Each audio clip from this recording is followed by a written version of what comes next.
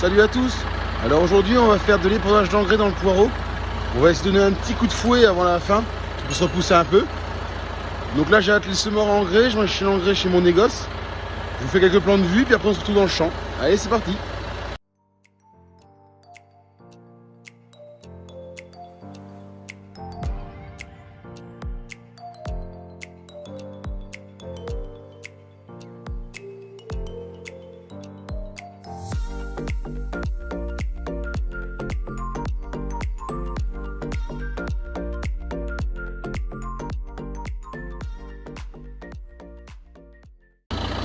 Bon, donc là je suis arrivé pour prendre l'engrais. Donc je vais prendre un big bag de 500 kg, 600 kg il me semble. Et ça sera une nitrate de chaux. Ça va permettre de lancer le poireau pour qu'il reparte, qu'il refasse des feuilles. Donc là il va chercher le big bag. Donc le semoir, j'ai bien fermé les trappes. J'ai fait mes réglages à l'arrière pour mettre la bonne quantité. Donc là on remplit le big bag et puis après on s'en va au champ.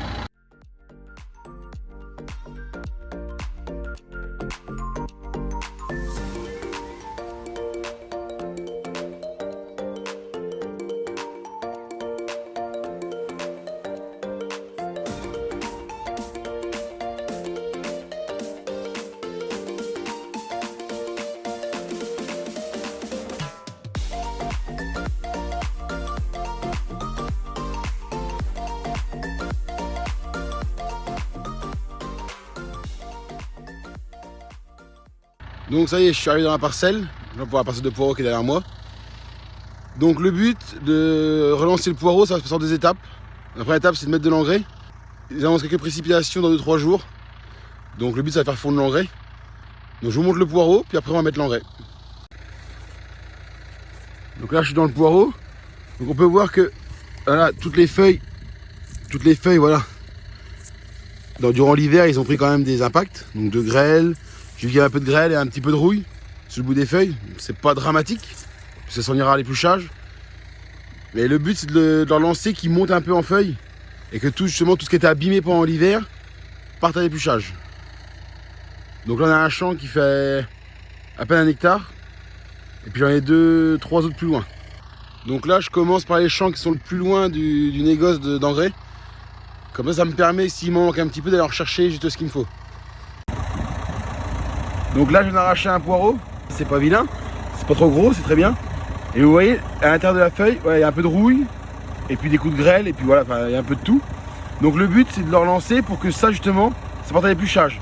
Donc il faut qu'elle gagne 10 cm quoi. Et comme ça après il sera propre à la vente. Pour épandre l'engrais, j'ai un épandeur engrais Amazon. Donc c'est un 1200 litres, donc je peux mettre 2 big bags. Mon seul défaut c'est que je n'ai pas la bâche. C'est-à-dire que dès qu'il se met à pleuvoir et que je veux faire de l'engrais, ben je peux pas parce qu'il me manque la bâche. Donc là voilà, c'est une toute petite bille. Et pour les réglages, ça se joue là. Donc en fait là je suis réglé sur 25 pour une rate de chaux, une rate de potasse. Et quand je fais du complet, je me mets sur 35 parce que la bille est plus grosse et on met plus d'engrais à l'hectare.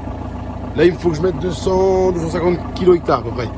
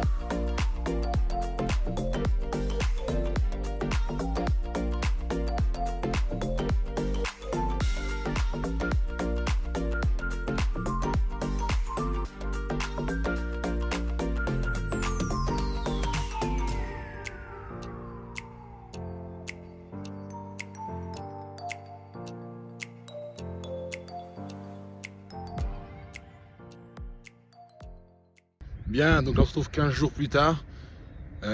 Du coup, j'ai fini de mettre l'engrais le jour dans cette parcelle-là où je me situe. Et donc hier, je devais... Déjà à l'origine, je devais, il y a une semaine, rebuter le poireau comme je vous l'avais dit.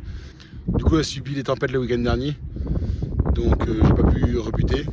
Et là, hier vendredi, je suis allé voir dans les champs, voir un peu comment le poireau avait réagi à l'apport d'engrais que je lui avais fait. Et je me suis aperçu que finalement il avait bien refait, il avait bien repoussé, donc je pense qu'aujourd'hui le rebutage sera inutile, donc je ne vais pas le faire. Donc je vous montre quelques poireaux pour que vous voyez un peu comment ils sont aujourd'hui. Et puis après je vais aussi vous montrer quelque chose dans la parcelle entre deux variétés. Donc là voilà, j'ai pris des poireaux dans un peu toutes les parcelles. Donc les deux qui sont tous seuls, c'est du Vitaton, c'est pour la fin de saison. Donc là on s'aperçoit aujourd'hui, je vais la tourner, on s'aperçoit aujourd'hui voilà, qu'ils sont vraiment sains. Ils sont vraiment, voilà, il n'y a plus de feuilles mortes, les feuilles mortes ont disparu quand il a repoussé.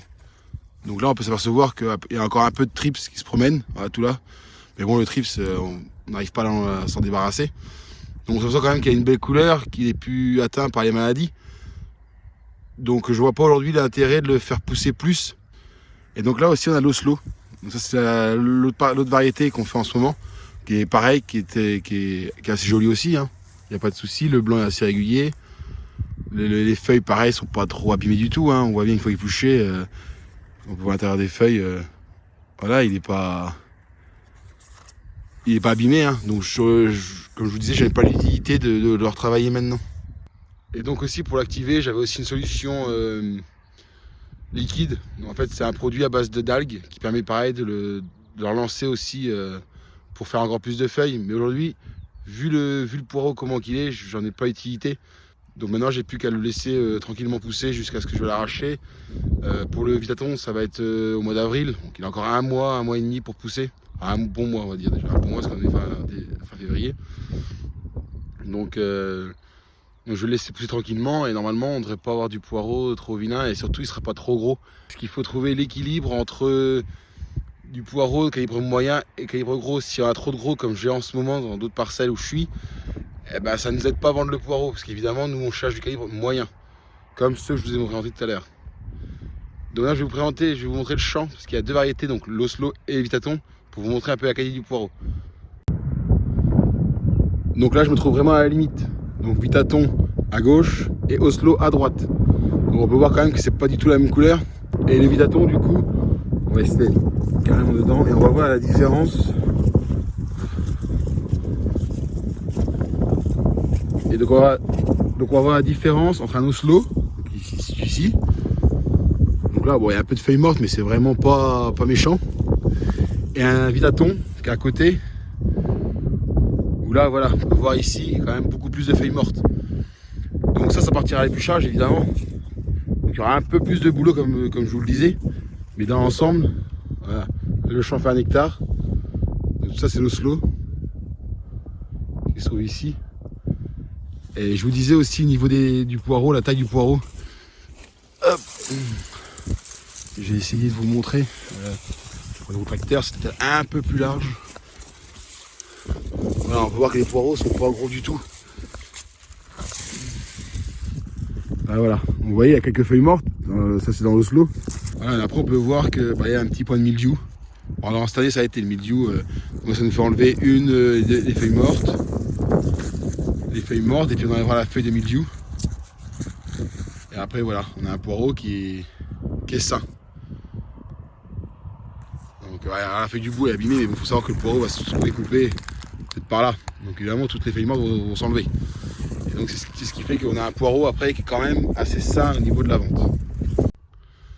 Et aussi ce que je vous ai pas dit, c'est quand j'ai mis l'engrais dans cette parcelle là, j'en ai mis que dans le Vitaton. Parce que l'Oslo n'avait pas du tout l'utilité d'avoir de l'engrais. C'est pas utile de mettre l'engrais, là il n'y a pas besoin.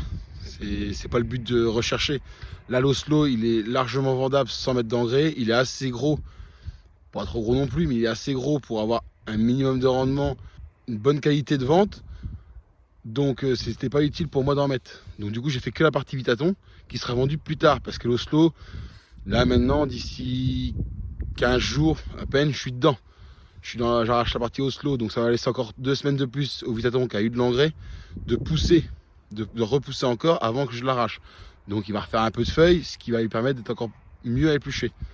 Donc maintenant je vais apporter aucune intervention à mon poireau, la vidéo va se terminer maintenant. Si on a des aléas climatiques qui vont pas pour le poireau, peut-être qu'il y aura une intervention. Si vraiment c'est le cas, je vous tiendrai au courant et je vous expliquerai pourquoi je le fais. Pour voir, c'est le but aussi de vous expliquer. J'espère que la vidéo vous aura plu. N'hésitez pas à vous abonner, à liker et à partager. Et à bientôt dans une prochaine vidéo.